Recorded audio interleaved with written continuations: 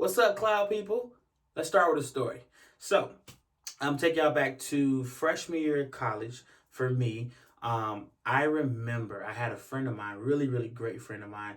He was known in the group for applying for jobs and never getting hired. Like, I don't care what it was, nobody was ever hiring him. And that was like that's what we knew him for. I'm gonna apply here, I'm gonna apply here, I'm gonna apply here, and never actually getting hired. It actually kind of became a running joke after a while.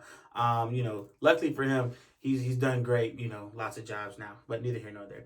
So one day we were in the mall, and I said, well, I'll roll around with him, and we were in this department store, very large department store, and it was this older lady who was in there, and you could kind of hear her and the sales associate going back and forth, and finally, well, no, rewind. So basically, what was being told to this woman is that she dropped some things off to them, I guess, to have them dry cleaned or fixed, who knows. But they misplaced something. And so Big Mama wasn't trying to hear it, okay? She just like out of nowhere, man. The poor guy, he's sitting there trying to explain to her, like, ma'am, we don't know where it is. I know you say you brought it here. You sure you brought it to this store? Mind y'all, it only got 2 malls in the city. Like, it ain't that big, right? And finally, this lady hollered out in like the craziest voice, "Where is my fur?" And the way she said it though, the way she said it was like, I ain't trying to hear that. Where's my fur? What are you talking about? And I didn't have good sense back then, so I'm gonna be real with you. I fell out. I mean, I'm down. I'm down for the count. That thing had me in stitches. I'm like, y'all, what? What did she say? It just was funny the way she said it. I don't know. So, what I realized later on is that it wasn't the fact that they lost her fur coat. It was the fact that the store employee was shocked by her reaction. Like, I think that's what made it so funny to me is the way she said it. My man was looking like, yeah, fur. Come on, man. Fur? Really? Mind y'all, we're in a department store, right? I'm a broke college student, right? Kind of alright college student. They ain't no furs in this store. Ain't no real furs anyway. Like, she up here doing the most part of fur, wink wink, a fur coat. And so even though my man knew the fur wasn't real, and even though he knew for a fact they didn't sell no fur coats in that store, right? Nothing even close. Her answer shocked him, right? And it's not that, oh, well, I know we don't have those. It was more so of a reaction of, oh, well, that's not even a real fur. If it was me, I wouldn't be reacting that way. It's not even a real fur. On the flip side of that, the lady is like, forget what you're talking about. I know what it is. That's mine. It has value to me. I don't care what your opinion about it is. Where is my fur? And so, while he may have thought she should have been calm about it, she, on the other hand, was like, there's value there. And, it got me to thinking sometimes in life, we have an expectation that we put on people, or people put expectations on us. Like, they may ask us something and they have a thought or an expected reaction. And I feel like in some of those times, we'll give them an answer that we really don't feel, right? So just like that fur coat, faux fur, we're going to talk about this fake fear, faux fear. Let's go in.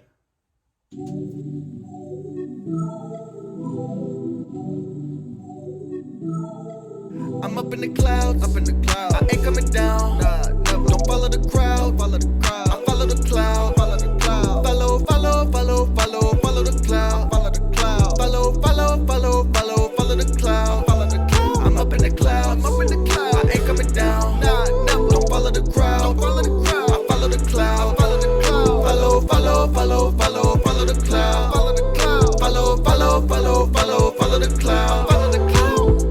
Welcome back. I'm your host, David D, and this is the Follow the Cloud podcast, where we take an amazing journey along the way of following our respective clouds. So today, before we get into it, I just want to thank you all for your continued support. Thanks for following our Instagram page at the number 2, Follow the Cloud. I want to thank you for subscribing and sharing the YouTube videos at Follow the Cloud. Man, you all have been amazing sharing out these messages. I want to encourage you, like, if you know somebody needs this message, or if you feel like, man, this was great for me, share it. Come on now, sharing gets caring. You can have Christmas every day. So, just remember to subscribe, turn on notifications so you don't miss out on new posts. All right, cool, bet. So today's episode, like I mentioned before, is going to be called Faux Fear. Faux Fear. Let's break it down first. The word faux, right? Not genuine, fake, or false. You can also call that phony, right? Whatever you want to call it. And then fear has a double place. So fear as a noun means an unpleasant emotion caused by the belief that someone or something is dangerous, likely to cause pain, or a threat. Keep that in mind. And the verb of fear is to be afraid of someone or something is likely to be dangerous, painful, or threatening. So by definition, if we marry those all together, faux fear is fake or false emotions or feelings of being afraid. So, for me personally, I didn't know that this actually existed until recently in this particular chapter of my life. So, as y'all saw or heard on the previous episodes, I'm relocating, moving here shortly, and it wasn't, like something where I wanted to do it. It was something where God directed me to move, and so I've just been on this journey that I've kind of been, whatever. I've been on this journey in preparation for this move, and getting ready for it, and just going into this next chapter and really listening to what my cloud is actually saying. So I'll give y'all a quick wrap up. I think I mentioned in this last episode back in January, the Lord told me, to prepare to move.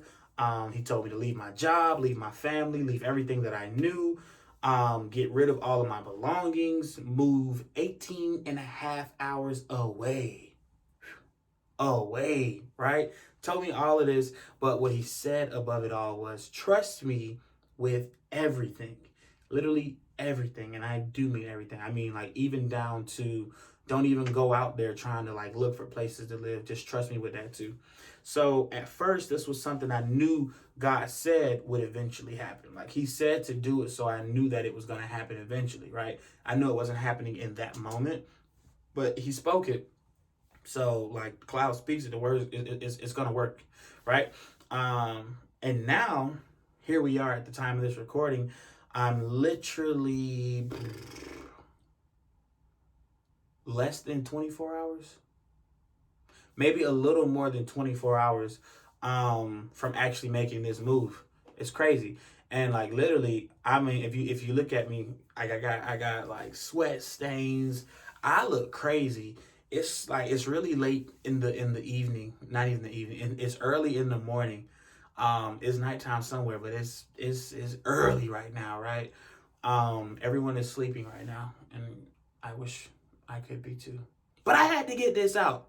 So here I am. But right. So yeah, I had to actually go and unpack my equipment to record this. Like, I don't even have my microphone and stuff is packed, except for this one and my mixer. But I had to go like do all of this, right? Because I had to get this prepared for you all, because this is gonna help somebody today. And even though I look crazy right now, I'm here to help. Okay? So let's get into it. So, previously, I would have been able to say, I got a bunch of days in front of me. It's going to be here eventually, but it ain't here just yet. Now, I'm able to say, I got a whole bunch of days behind me and only a little bit of time in front of me. Like, it's time, essentially, right? So, before, when I first got the word from him, and I had questions, right? People would ask me, are you nervous? Where are you going to live? Do you know what you're going to do there? What do you mean? Like, why are you going there? Why are you even doing this? God told you to go. What do you mean? Like, he told somebody to tell you to go?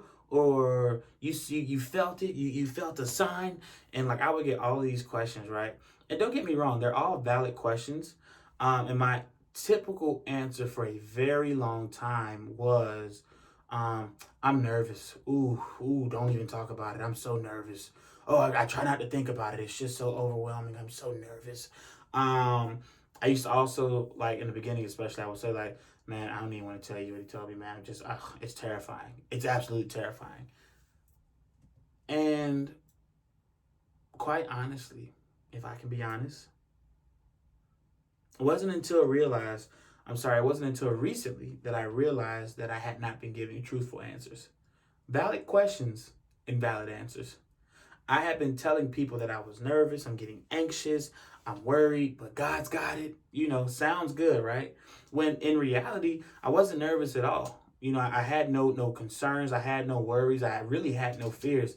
I think there was maybe like a little section of this season where I was concerned with provision, but God had already told me that, like specifically in that area, that He had it. So really, I wasn't fearful of anything. What I was dealing with was faux fear. I was giving people answers based on what I thought the fears should be, right? I remember at one point even thinking to myself, well, dang, bro, you should be tripping right now. Like, you get ready to move across the country just because God told you to, and you don't know what He gonna do. You don't know why He's sending you there. You don't know what's getting ready to happen. You supposed to be freaking out. Hey, man, you getting ready to leave all your family, dude. You're supposed to be breaking down right now. Like, all of these things were trying to come into my mind. But I had this incredible peace about myself where I was just kind of like, I ain't tripping. Like, it's okay. I just knew everything was good and I just knew everything was going to work out. And so when I would tell someone in the beginning that I was moving or that I was leaving, and they would start, giving me like, these fearful thoughts, I was kind of like, all right, that don't feel good. Let me give you a comfortable answer, something that's going to make you comfortable, because when you start projecting your fears on me, it starts to throw me off. I start to get a little nervous and I get a little, whoa, whoa, whoa, whoa. But all that is them projecting their own fears, right? People are often fearful for what God has called you to, not because they don't think you can do it, because they haven't seen Him do it. Other times, it's because the cloud hasn't pushed them that far in their own journey, right? It's nothing personal. It's not a thing of, oh, well, I don't believe. Now, don't get me wrong. You got some people that don't believe. You probably don't want to share with them. They probably going to be, going against you. But you have some people that, they want to believe. They're just not sure how. We talk about faith, right? Faith, by definition, in Hebrews 11:1 tells us that it's the substance of things hoped for and the evidence of things not seen. So for myself, while I'm on this journey and I'm following my cloud, when God told me to move, when God says, hey, go do this, my faith has already come from the baby stages of, oh, the cloud want me to walk 2 feet. I don't know how I feel about that. Well, once I walked those 2 feet, I was like, oh, okay, cloud got me. So now the cloud want me to walk 4. All right, cool. Now the cloud wants me to travel 4 feet. Now I got to travel a mile. Oh, now you got to go 300 miles. Now you got to move across the country. Like, we've already gone through the levels, right? To where when the cloud tells me to do, or the cloud tells me to go, or the cloud tells me to speak, it's not a challenge for me at that stage because I've seen it. For other people, sometimes they can only believe you as far as they've seen in themselves. Remember, definition: faith is the substance of things hoped for, the evidence of things not seen.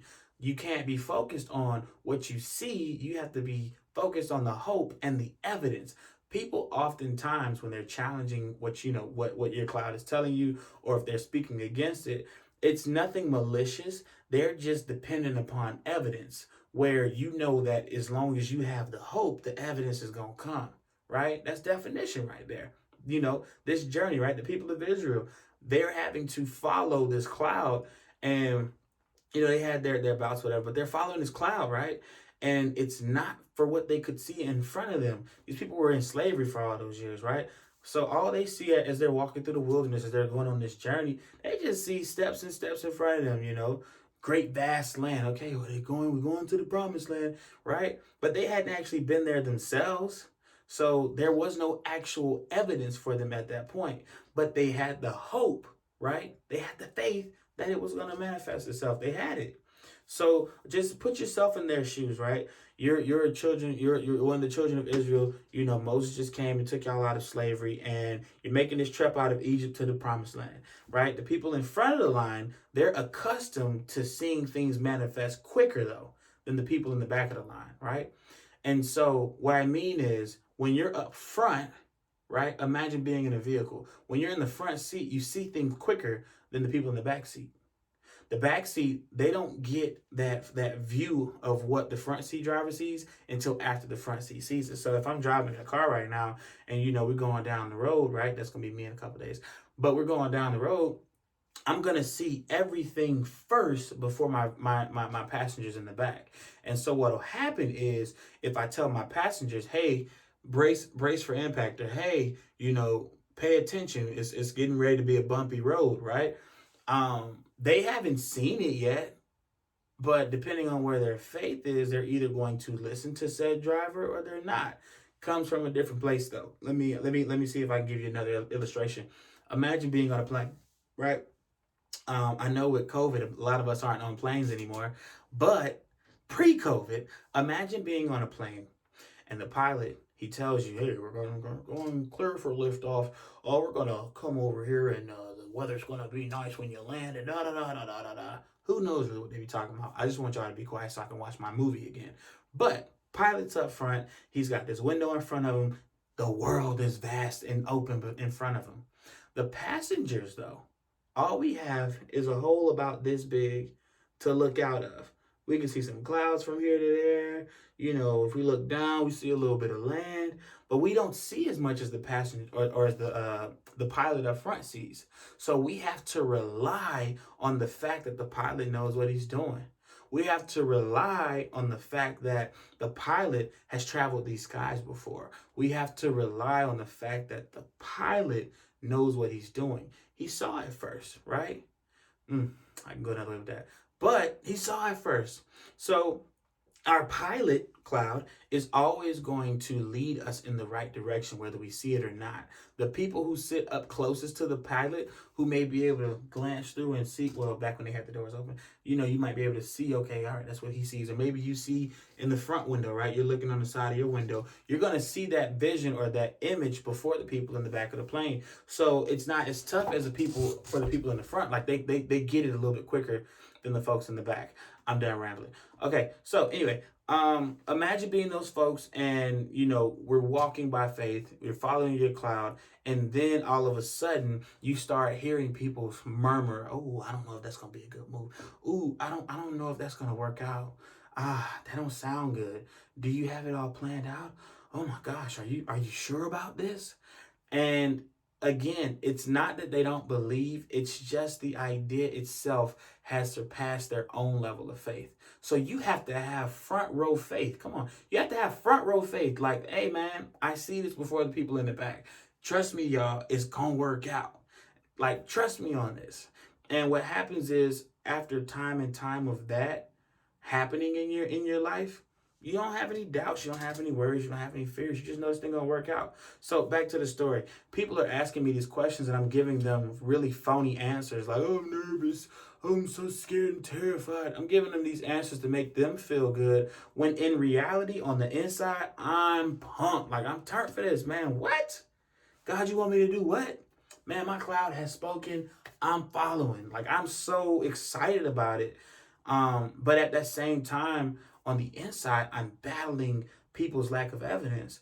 And what I figured out is that if you say you're nervous, it'll keep them from projecting their faith, like I mentioned earlier.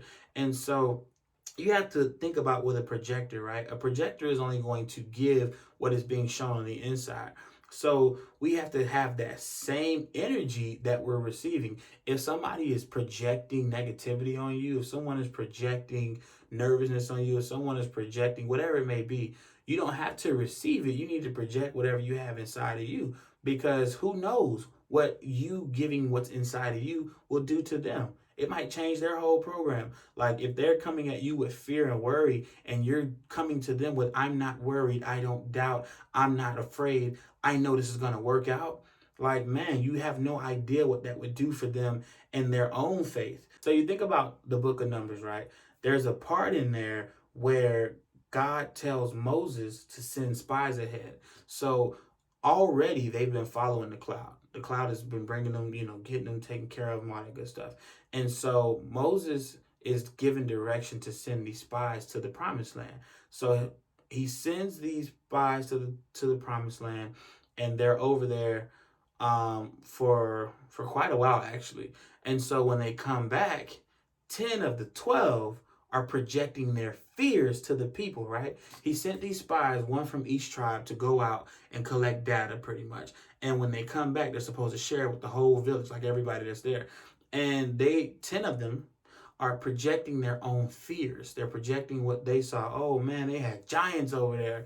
Oh man, like the stuff was so big. Oh my goodness, surely we can't beat them. The walls are so high. We can't attack them, right? They did mention, they acknowledged the fact that it did have a land flowing with milk and honey, which he said, which the cloud told them was in the promised land. They acknowledged that much. However, they crowded the positive with all their negative doubts and fears and worries. And so what happens is you read further in that story, two people, Caleb and Joshua, they're like, Caleb, in fact, if I put it in my own terms, Caleb was like, hey man, let's run up in there right now. Like, forget all this talking. Let's come up over there right now, man. Like, surely we can take these people, man. Like, Caleb has an understanding and is standing on the word, right? Standing on his own faith in the word and what has been promised, right? We say it often. I think we forget two important letters in the word of promised land.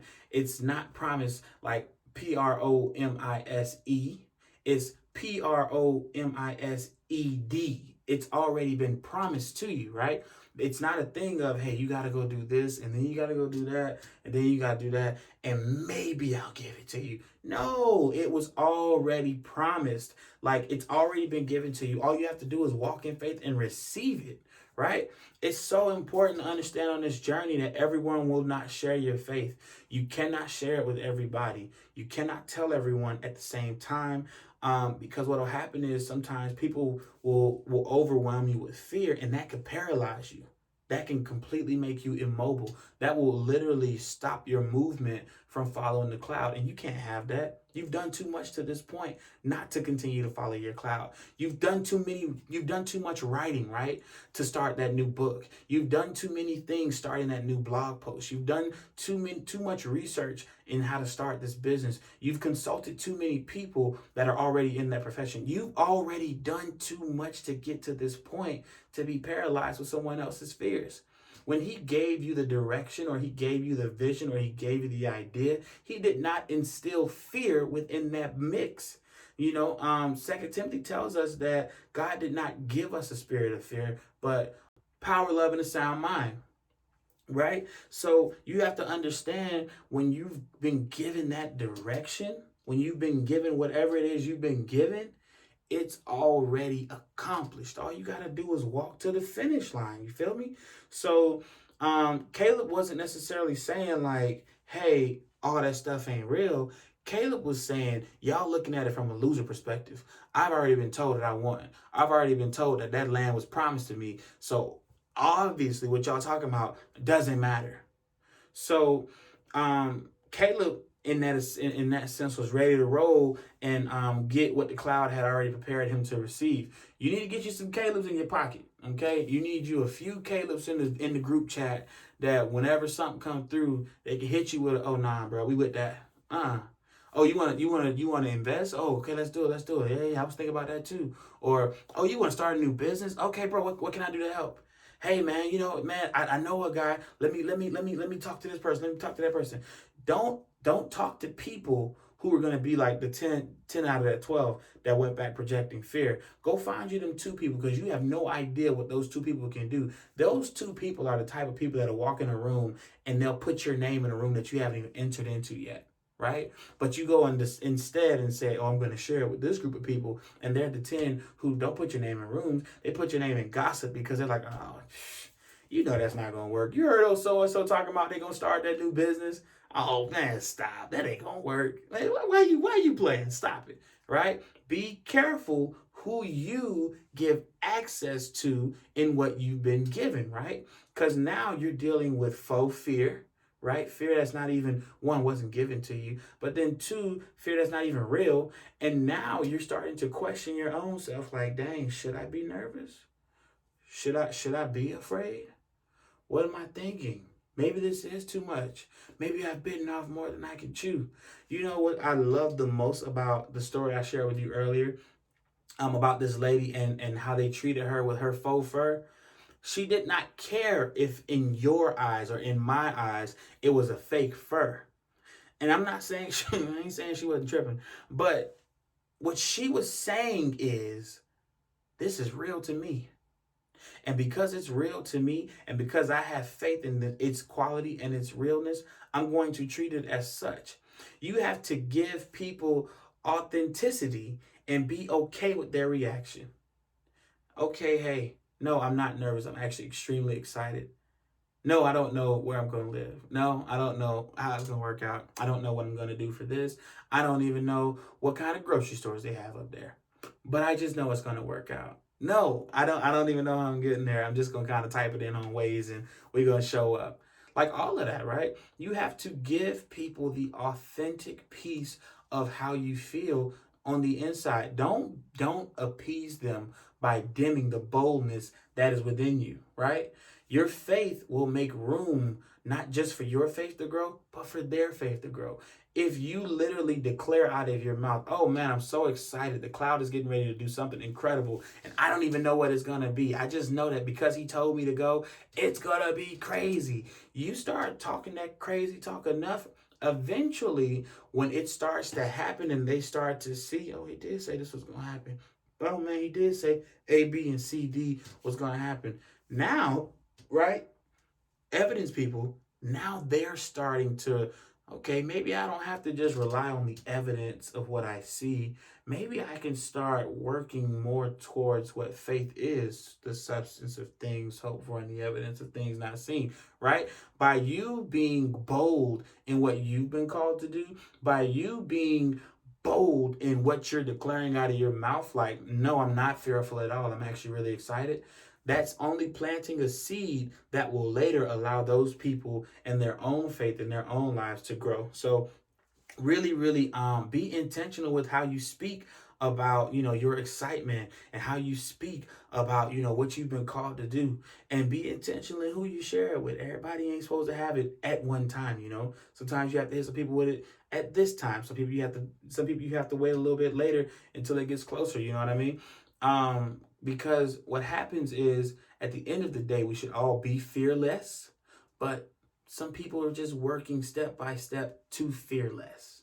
You get what I'm saying? So yeah, don't fake the funk. It's just not gonna work out for you. Because if you fake the funk, what's gonna happen, right? If you're dealing in faux fear, you're having people falsely believe that you're scared or you're upset, or oh, you don't know how it's gonna work out, and really inside you're super pumped about it. What's gonna happen is, whenever that thing works out, they're gonna be over there looking like, man, you got lucky. Ooh, man, I remember how nervous they was, man. Ooh, man, I remember how scared they were when this thing was gonna happen. They lucked out, as opposed to someone that is standing and declaring in faith that this is going to work. My cloud don't ever leave me or forsake me. My cloud is always looking out for me.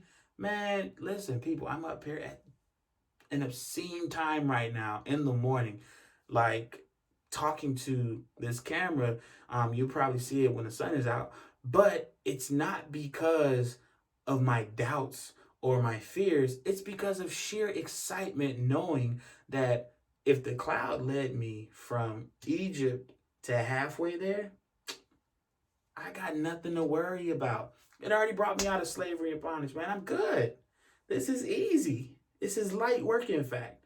So you just have to keep in mind, man, when you know that your cloud is the one providing the direction, everything else is smooth. Everything else is smooth.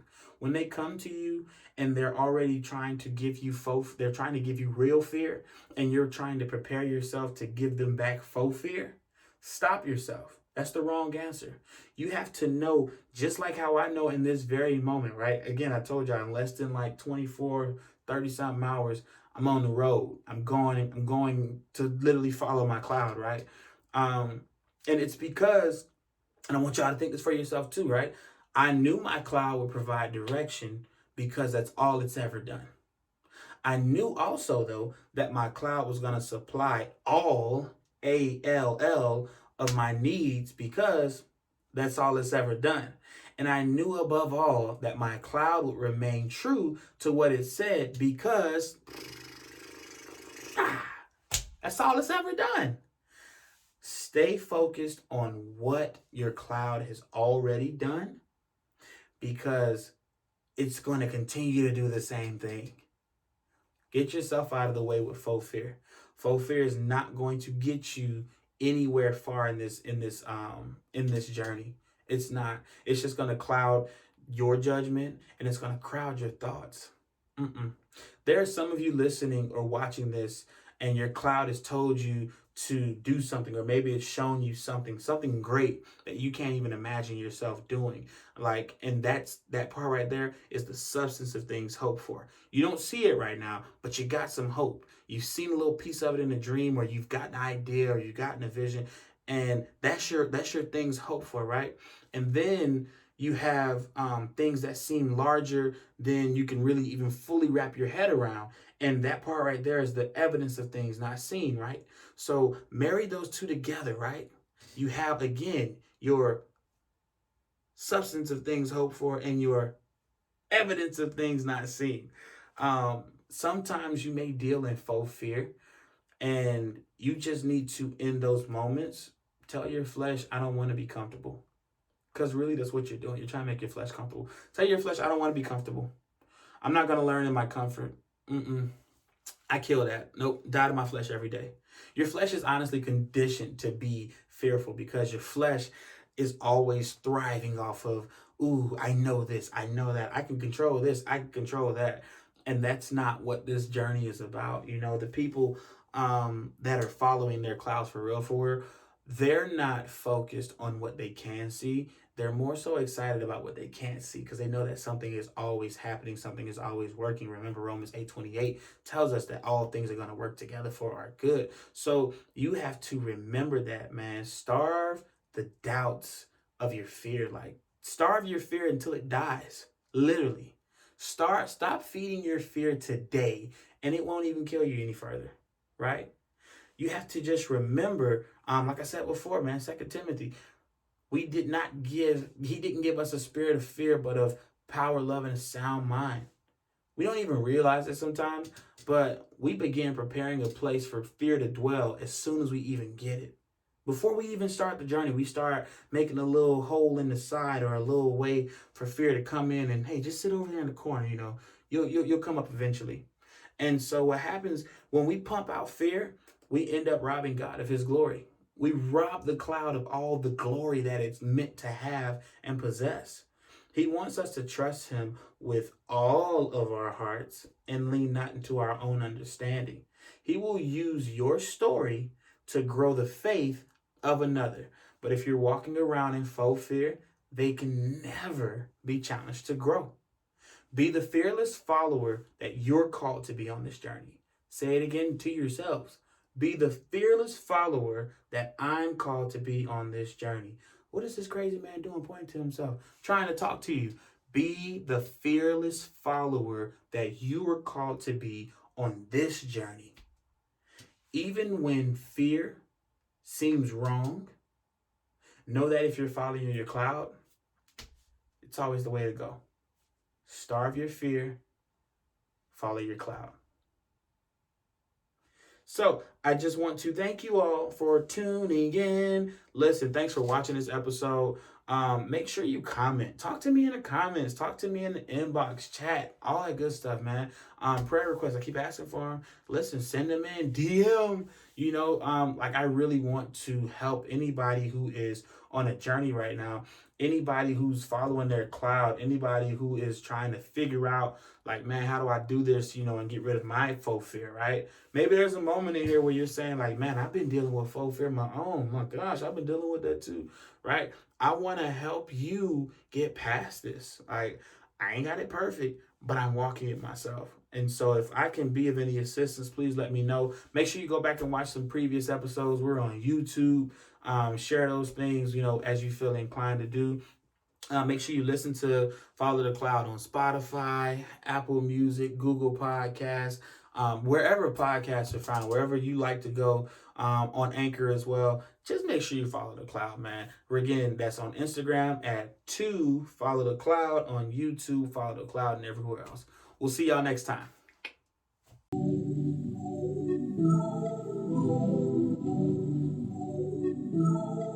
I'm up in the clouds, I ain't coming down. Nah, never. Don't follow the crowd,